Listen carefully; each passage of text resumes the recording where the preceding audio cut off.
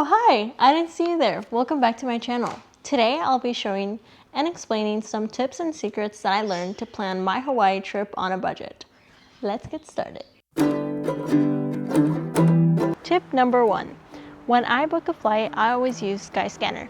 Not sponsored.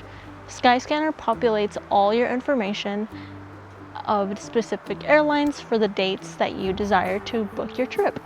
I saw American Airlines, which was the cheapest, but don't always go for the cheapest option.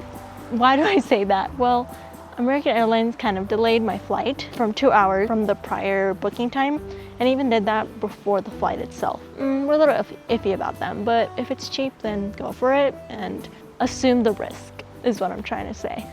But right now, looking at prices, they're ranging from $330 to $380 for any flight to Hawaii in October. Tip number 2, how do you choose Airbnb over a hotel? Well, for me, we were a group of 3. We paid around $808 for the small studio with kitchenette, which is a little pricey in my opinion. But honestly, if you filter out on whatever sites you use, Expedia, generally Airbnb, you can find cheaper options when it's a bigger group of people. I've noticed that tends to happen. But also filter out the dates that you're going to go to the specific trip. In Hawaii, what I found is going on a weekday instead of a weekend tends to give you cheaper prices. And I was filtering out on Airbnb recently to see the prices for October, the current month we're in, and I found that right now it's about $700 for a whole condo with 2 bedrooms, which is $100 less than what I paid. Book in advance is my biggest advice, that if you book in advance and you already know that your trip you want to go to, you tend to find cheaper options then instead of booking so late in the date that you want to go to. At least a month or 2 in advance would be best. Find the best and cheapest option. Tip number 3, what activities you must do in Hawaii. For starters, you definitely need to go to Kualoa Ranch, which is where I did my 3rd vlog in the half-day secret island.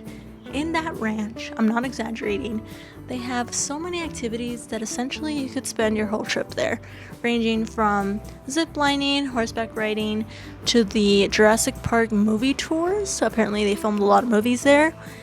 So if I would go back, I definitely do 2 to 3 activities at that ranch. Another resource that I did use to find activities and locations that I wanted to visit was Yelp. I found this Yelp page that just kind of reviewed the calmest beaches in Hawaii, and that's where I chose Lanikai Beach.